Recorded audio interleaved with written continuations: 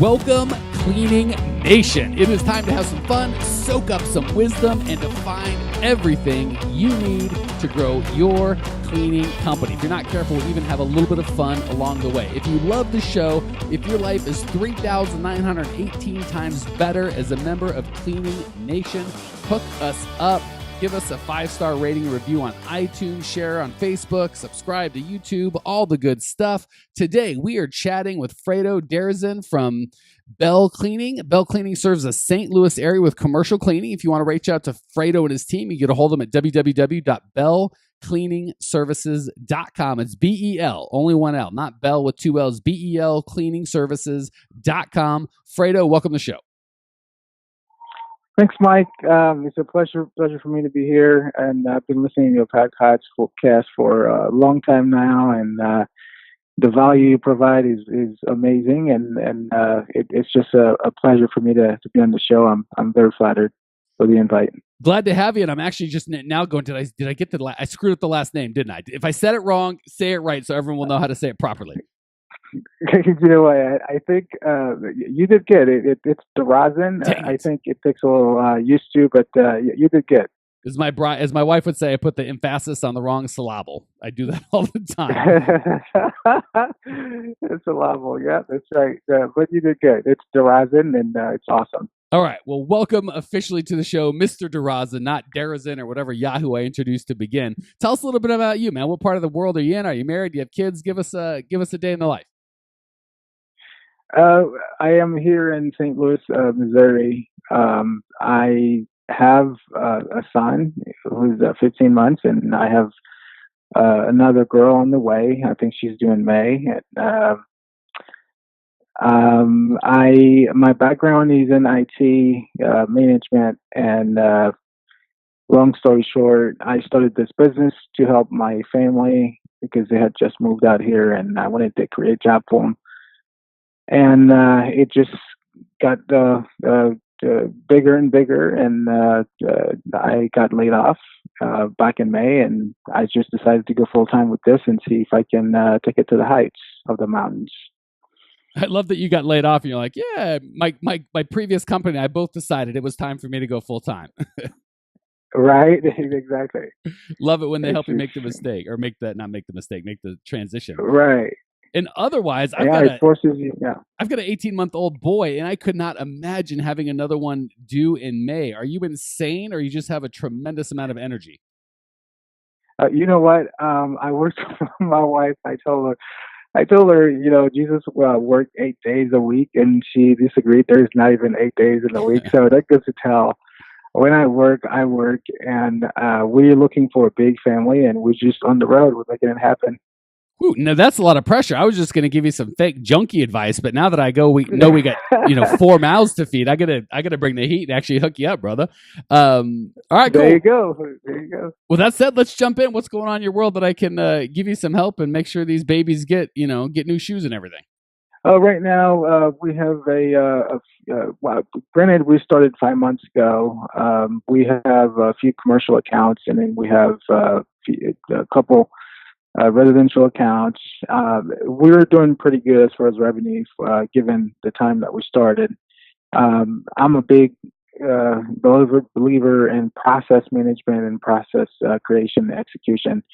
I'm getting gray hair every day just to see that somebody didn't update a job status, or it's just little things that are not executing right.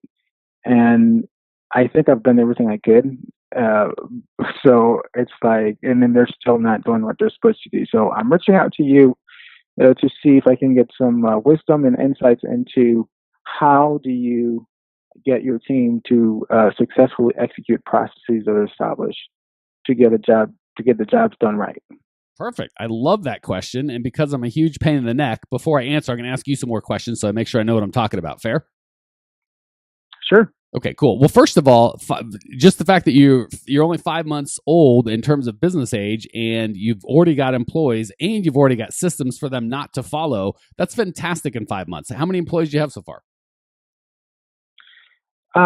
We have 10 contractors. We can afford employees. We have 10 people, and they're all 1099s. Okay, but you've still got 10 cleaners. However, whatever legal agreement you have with them, you have 10 people cleaning. Right. Yeah. I mean, it's kind of interesting you asked that because I just met with my insurance guy and we had that big conversation about 1099 or employees. So I just thought I would just put it in the record the right way. Cool. And I've got lots of thoughts about that, but we'll have to save those for a different conversation, different day. So, and I've got to ask, just because Cleaning Nation is going to kill me if I don't. Gosh, that means if you started 5 months ago, you got 10 cleaners. That means you've added 2 a month every month. That's fantastic growth. How have you been getting your customers? Oh yeah, I mean, as far as new business and acquisition, it's just the problem is that our cleaners cannot keep up. That we have 4 jobs in one day, and my manager texts me is he just texted me literally, I am effing everything up, and he did. He just given everybody his count anyway. So long story short, our advertising. I mean, my background is in IT, and I'm pretty good in, on the social network and SEO and whatnot. I used to be a developer, so I know my way online. And the avenues I use for advertising are Thumbtack, Home Advisor, Google, and we're getting into business directories and all that. I mean, that's a whole other story. I'm pretty sure you know that, but we just leverage lots of territory online and wherever we can, and we have energy to go. So that's what we're doing. Okay, perfect. Love it. All right. Enough of thank you, by the way, because again, anytime I hear anyone have that kind of success, I want to make sure we share with Cleaning Nation what you're doing that's working, and not that Cleaning Nation should do the exact same thing, but it's always good to kind of hear what's working and what's not. So let's jump in. A couple things. Sure. First of all, tell me about because step 1 is to clearly communicate what you want them to do. So when you say process, what do you mean? Is it a big binder? Do you scream at them every day? Are there YouTube videos? How do you communicate what the process is? That's a very good question. So we have systems, and systems comprise of processes. So let's say, for instance, completing a job from booking the job to getting the job done right to our standard. Well, there's a piece of the system that is training on job execution. That's the process. You call the customer and tell them you're on your way, you're on your ETA. You tell them who you are and what time you're going to be there. You get the job done. You ask the customer, is everything okay? So, but how do they get this information? How do they know that's what they're supposed to do? Is it just verbal? Talk to me about that. Oh, I see. Yeah, so it's basically, we have a system where the manuscript is attached to every job. It's written down black and white to answer your question. So they have kind of their marching orders, and they're just not doing it. They've got a better way. That's right. Okay. That's right. Yeah. Okay, guy, you're either gonna love me or hate me, probably both, at the end of this conversation, because I'm gonna say something you're gonna like and stuff you're not gonna like. First of all, excellent job on having that system. If we had more time, I would dive deep into exactly how you're doing it. We could kind of, that's more like one-on-one stuff. So we'll skip over that and assume that the way that you're communicating is effective. They know exactly what they're supposed to do. They're just choosing not to do it. Fair? That's correct. Okay. So there's a couple reasons they're not doing it. And as a boss, new or veteran, and I've done this for years, there's kind of this, and I think you and I are similar in terms of we're both logical. We've got kind of our black and white. This is what you're supposed to do. We're paying you to do it. We told you to do it. You said you do it. Why aren't you just doing it? Is that a fair guess on kind of where you're coming from? I mean, you are speaking my language right now. It's you're talking my language. That's exactly right. Okay, good. So for everyone listening, Cleaning Nation, welcome to the nerd convention, because that's pretty much what this is going to be. Both of us like, why don't you just do it? We said to do it. We're paying you. Come on. All right. So here's what we got to understand. And it's super hard for me because this is not my natural state of being, but we have to, as an owner, we kind of have to be a chameleon, and we're talking with different people from different stages of lives, whether it's a vendor or a customer or an employee or a pissed off vendor or a pissed off customer or an insurance guy or a lawyer. We've kind of got to modify who we are and what we're showing and what we bring to the table based on who we're dealing with. Fair? That makes a lot of sense. Okay. So keep in mind, they are not insane. They may be lazy. They may be, you don't understand their thought process, but that doesn't mean they're downright crazy. They have a reason for doing it their own way. In their mind, you're stupid and they're dumb, and the way that you want it done does not make sense, and the way they want it done makes perfect sense. Is that a fair jump to make, that you could see that that's how your people feel? I think that would be correct. I think that would be correct. Okay, and because you're paying them, they won't come up and tell you you're stupid. That's what I'm here for, is they think you're insane. So we got a couple ways to go. One is command and control. We yell and scream and beat and throw things and threaten and fire and all that sort of stuff, which if you've got the energy and willingness to live that kind of a life, it can be effective. It's just not super fun, and you're not going to ever have a community that is of value, and that's now your full-time job is screaming at people. So what I would propose is there's a couple things. One's kind of the hard side, one's the soft side. The hard side is I would propose asking them why they're not doing it and how they think it should be done. Some of the time they're going to be insane and stupid and lazy, and I don't feel like doing it. A lot of the times they're going to come up with better ideas. Well, this is stupid because, and it's wasting my time, and I don't want to waste my time. And if you start kind of giving them some responsibility and authority of your opinion matters. We can't do everything you say just because you say it, but at the very minimum, we'll explain, you'll understand why we do this and how maybe it affects other parts of the company that you don't understand or that aren't in your purview in terms of billing or getting clients or what we've agreed to on the agreement or whatever. So the two benefits that can come, best case scenario is they give you a better idea and you go, my system is stupid. Instead of making this guy comply to my dumb system, I'll make my system smarter based on his feedback. That's best case scenario. Worst case scenario is he gives just awful advice. You're like, well, I can't do that. But you explain to him or her, maybe they didn't understand why it's crucial that you did that. You committed to somebody and somebody else that they didn't know about said that they would do that and the customer's expecting it. And if you help them understand, that will help them comply. So far, so good? So far, so good. Okay. That's the kind of tactical blocking and tackling, do this, say that piece of it. Honestly, it's the least powerful. The more powerful is to get people that believe in the things that you believe in. So if what I just told you will help with anybody, but it's going to have limited beliefs if you and I are we've talked about birds of a feather. There are people out there that are loving what we're saying. Oh my gosh, they're so organized. That's what I want. I want A plus B to always equal C, and everything happens in line, and there's an order and a process, and that's all I've ever wanted out of life. There are other people that are like, these people are idiots. Why are they so uptight? Life is for living. Why can't we be creative? Things will get done when they get done. I don't know why they're so uptight. Trying to hire the second person and bang that square into your circle hole will be an exercise in futility for both of you. What we want you to do is start attracting the people that line up with that orderly world of this is who I am, and I like having a very linear way of thinking and way of doing things. And as long as you give me a clear path, I will follow it because that's who I am. Hiring that person and then giving him or her, he or she, the tools that they need to succeed, far easier than taking the creative type and trying to bang him into your not so creative mold. I know that's a really high level concept. Any thoughts or questions before we move on that piece? I mean, Mike Camden, you're the man. I mean, you just hit it right on the. It's awesome. You've hit it. It makes sense. That's exactly what I think is sort of an approach to mitigate the problem. I mean, I was thinking it's kind of interesting. You have another podcast I listened to that actually talked about the same thing.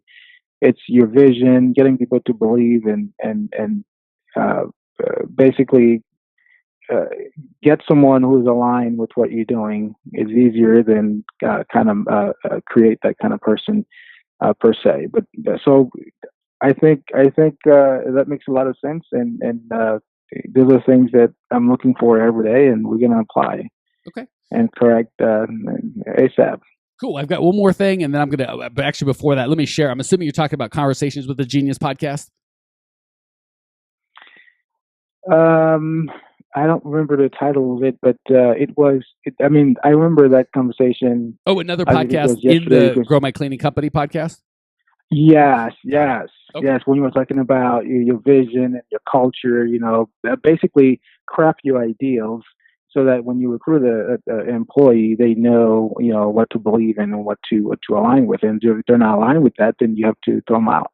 It's pretty powerful, and I like that. And thanks a lot.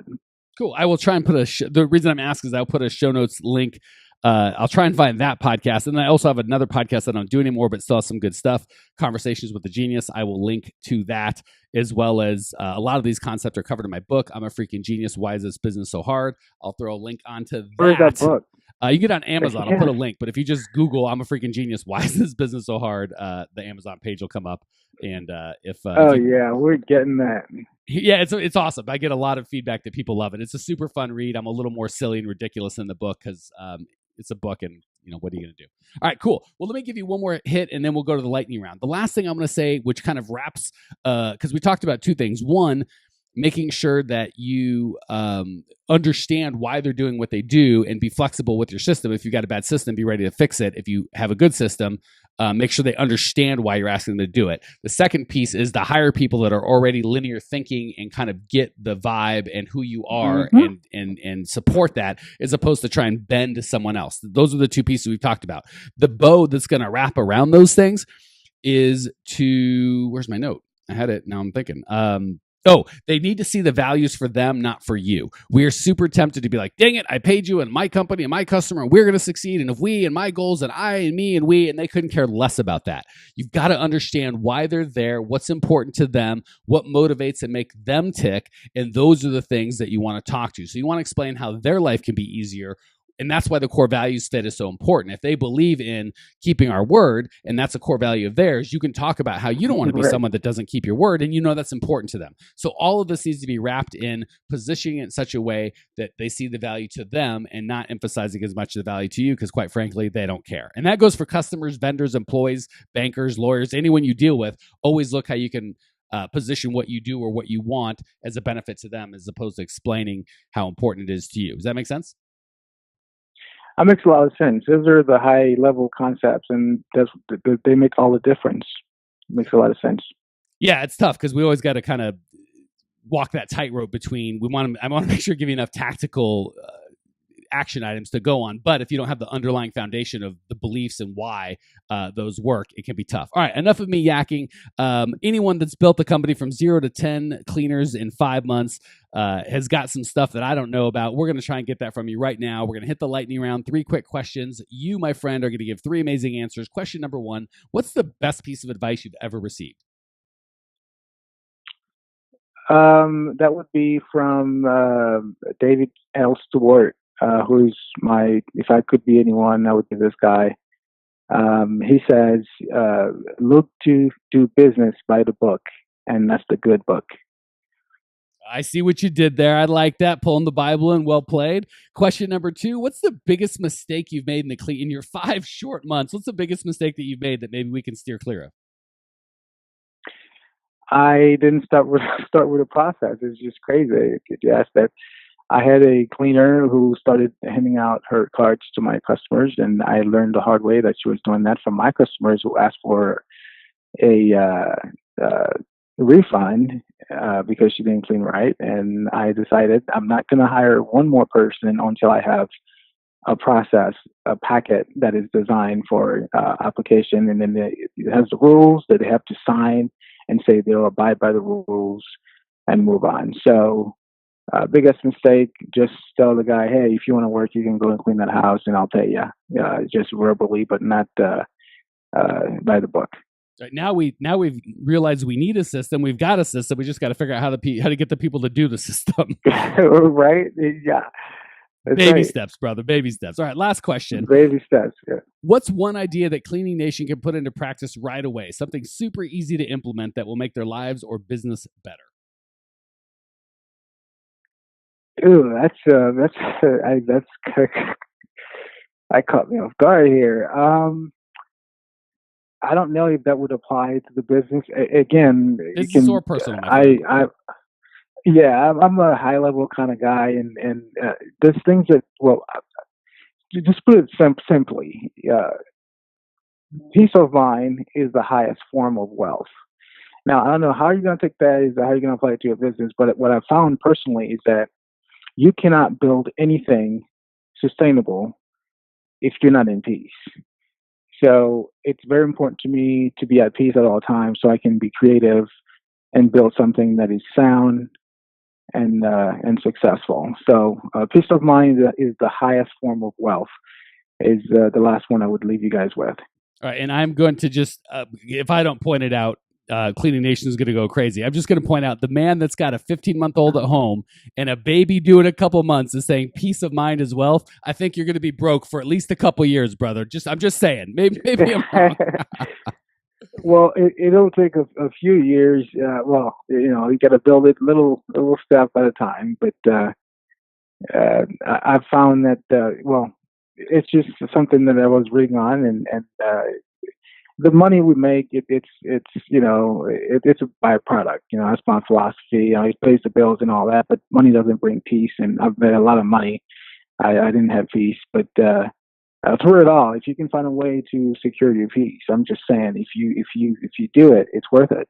It's hard. I mean, I have all these things going on right now. It's just, and again, it makes sense for me to mention that because my world is crazy right now, and I find out that I have to do whatever it takes to procure some kind of peace, because otherwise, I'm just going to check into the rehab place and just check out with my family. So I have to put in that work, put in the effort, and have the discipline to be somehow peaceful, so I can focus on my business and be resourceful to my employees. And like you said, what's in it for them? When I look at my payroll, I see that I provided a full time for Justin, who's cleaning the houses all in stores. It brings a lot of satisfaction to me. So. But then I can't do any of that if I'm not at peace to look at my next move, my next strategy, listen to a podcast from you, and be disposed and focused to get the material and apply them. So, tune out the noise and focus and be at peace. So I find that works for me really well. And again, it's a high level kind of concept. And I hope that one day, Clean Nation kind of adhere to that and find value in that. Couldn't agree more. So one of those things that's super easy to say, and good Lord, it can take you a lifetime to learn. Fredo, thank you so much for joining us. Thank you for sharing your passion, your desire to grow. I appreciate you. I know that Cleaning Nation appreciates you. If you want to check out Fredo's show notes page and discover everything you need to grow your cleaning company, all the links that we mentioned, it's all at growmycleaningcompany.com. Leave your questions, your comments, your rude remarks. I will see you there. Congratulations! You are now 16% smarter. Still can't get enough cleaning goodness? Go to www.growmycleaningcompany.com for more of the good stuff. Ever want to be rich and famous? Owners of cleaning companies as well as industry experts can apply to be featured on the show by emailing our producer Natalie at support@growmycleaningcompany.com. Until then, don't miss out on all the latest cleaning industry lovin' at www.growmycleaningcompany.com. Check it out now.